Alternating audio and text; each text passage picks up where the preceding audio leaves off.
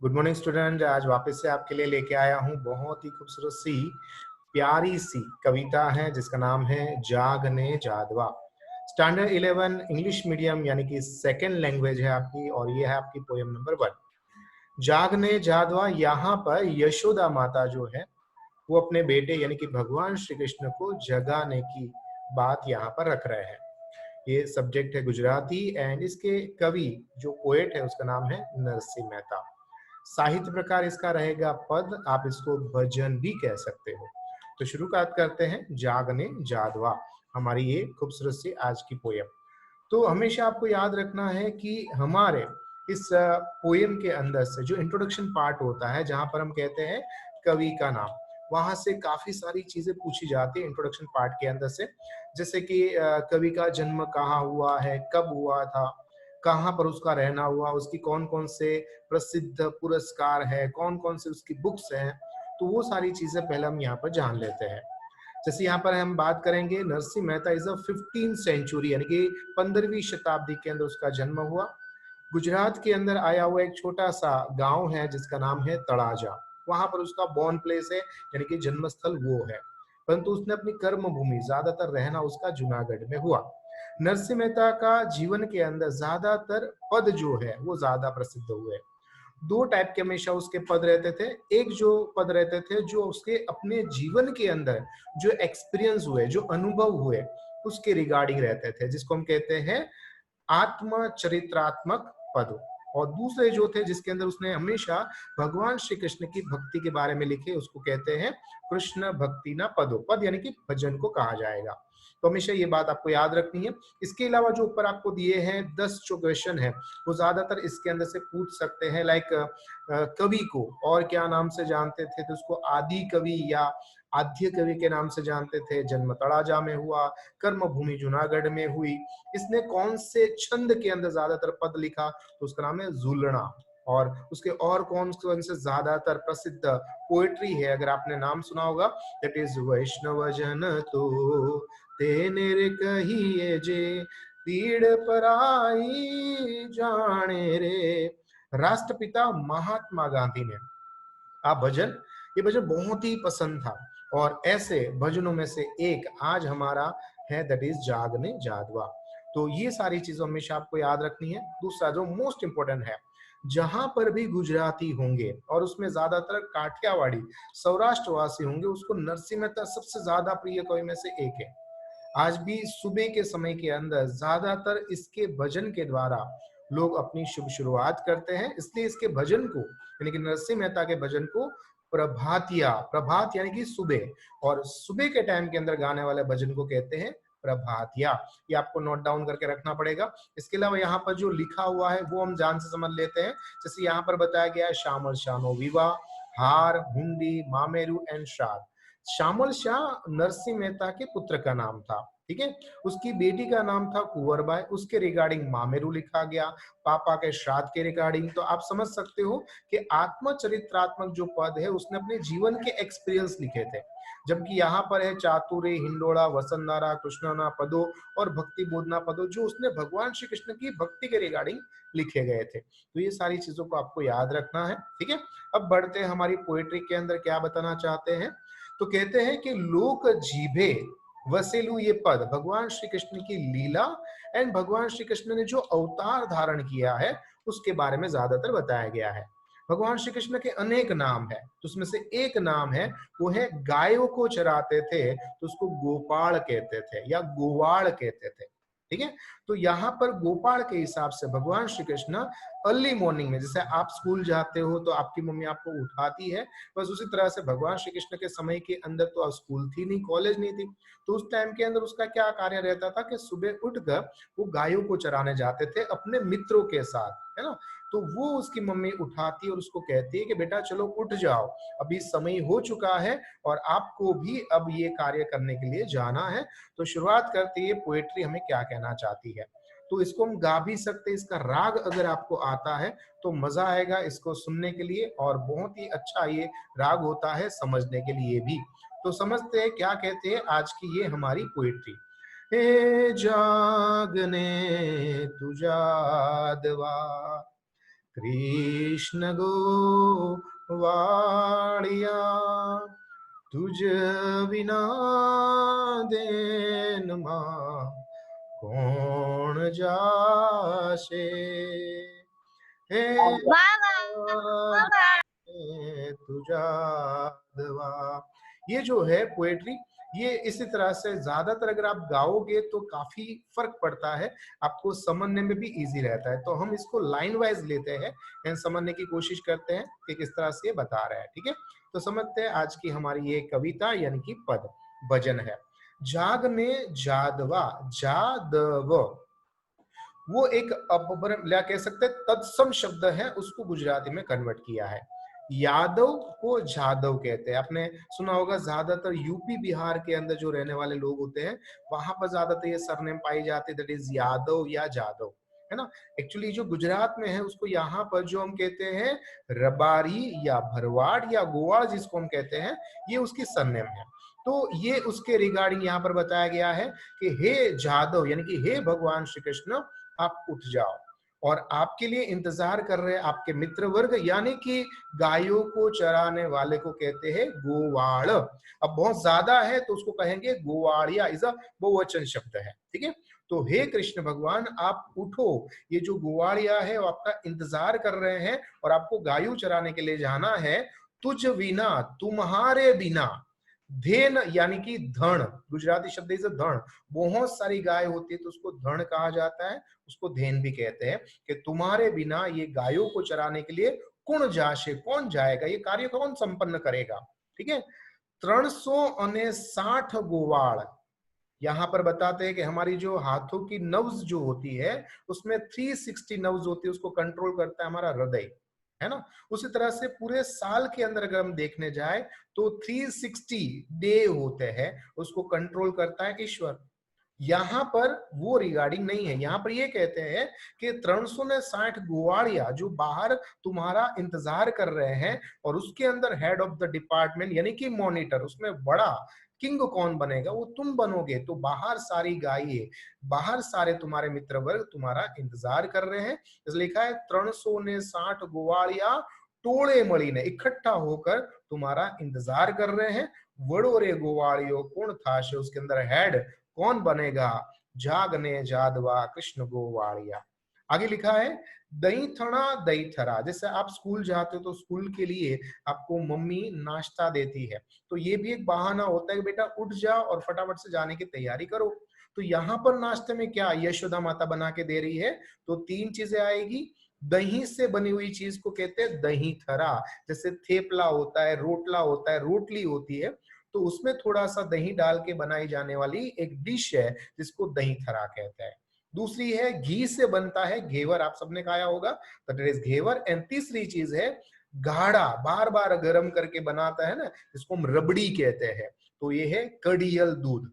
ये तीन चीज नाश्ते के लिए हमारी यशोदा माता ने भगवान श्री कृष्ण के लिए तैयार कर रखी है। लिखा है दही तणा दही थरा, घी तणा घेवरा अने कड़ियल दूध कोण पीशे। अगर तुम उठोगे नहीं, जाओगे नहीं, तो ये नाश्ता यहाँ पर ही पड़ा रहेगा। ये भी एक लालच बताई जा रही है। आगे बताते हैं हरितणो हाथियो काली नाग नाथियो भूमिनो भारते कुण ले शेर लोल जागने जादवा कृष्ण गोवारिया।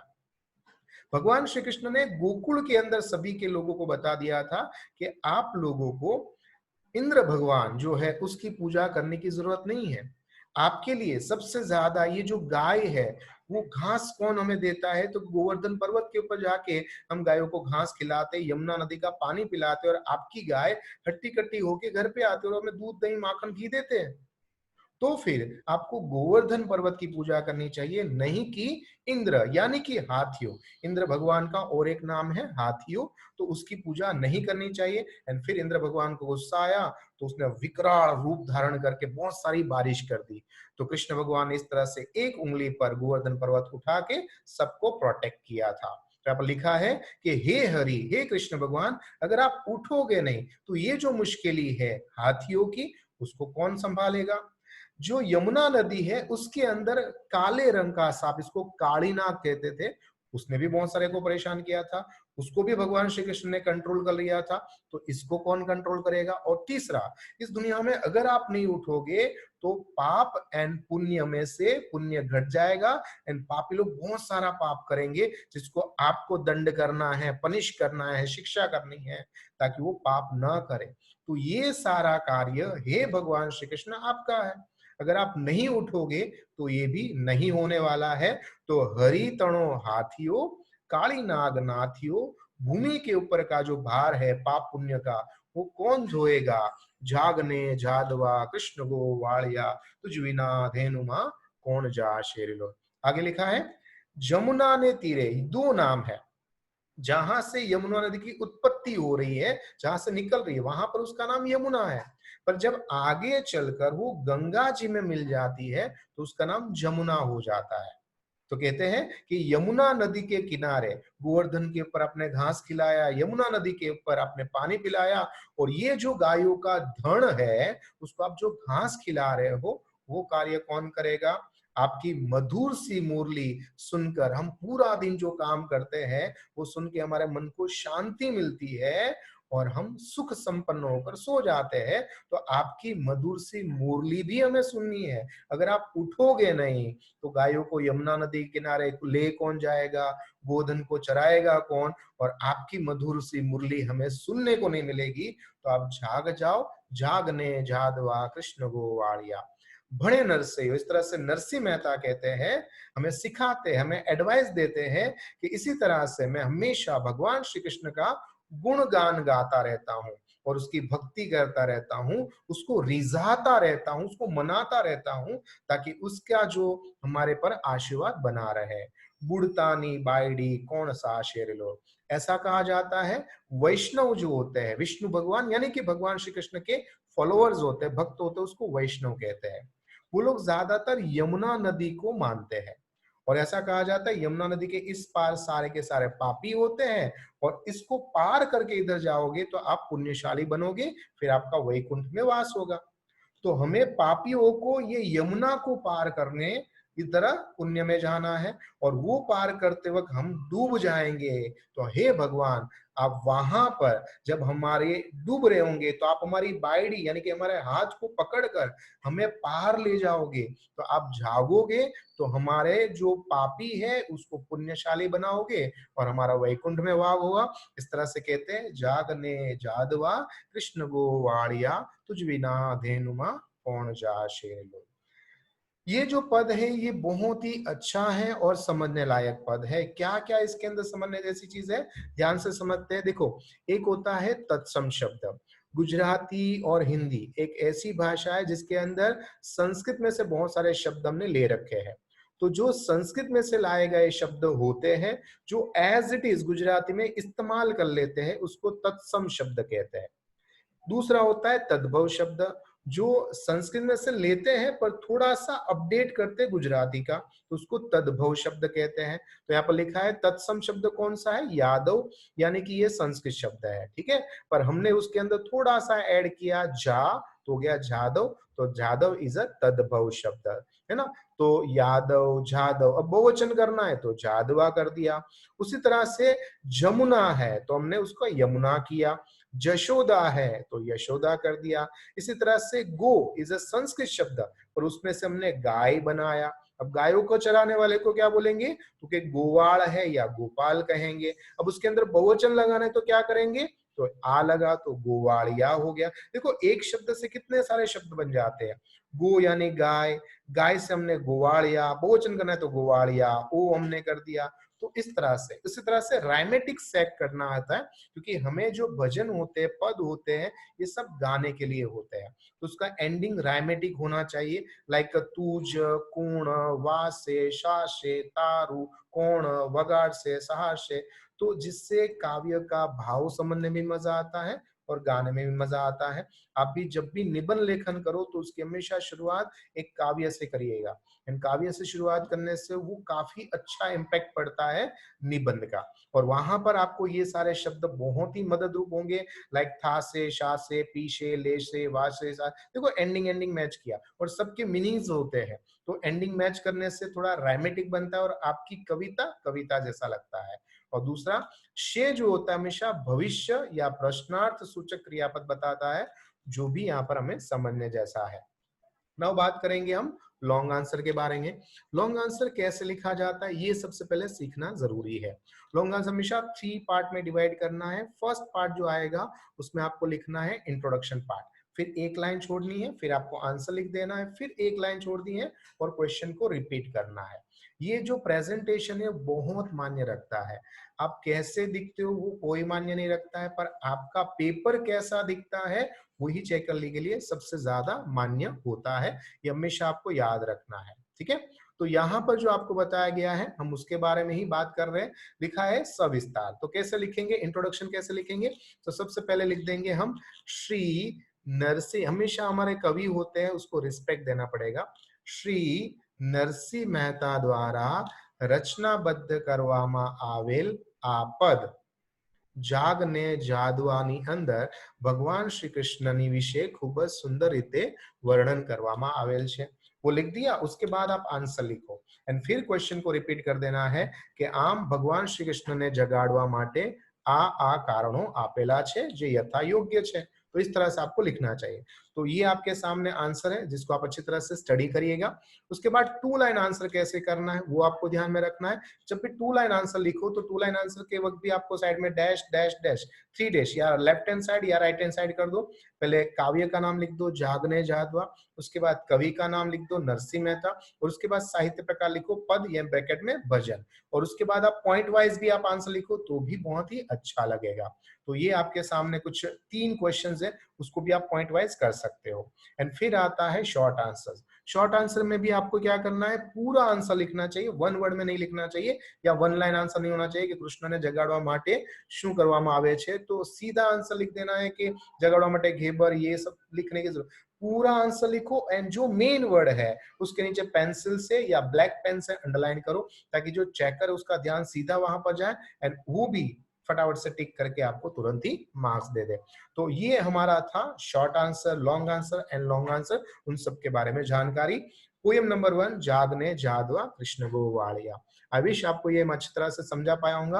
अगर आपको फिर भी कोई डाउट्स रहता है तो नीचे कमेंट्स बॉक्स जो है ऑप्शन उसमें जरूर लिखिएगा और मुझे बताएगा कि नेक्स्ट में और क्या अच्छी तरह से आपके लिए कर सकता हूँ। तब तक मुझे आज्ञा दीजिए। आपका दोस्त, आपका मित्र, आपका गुरु Mahendra Joshi. Thank you very much.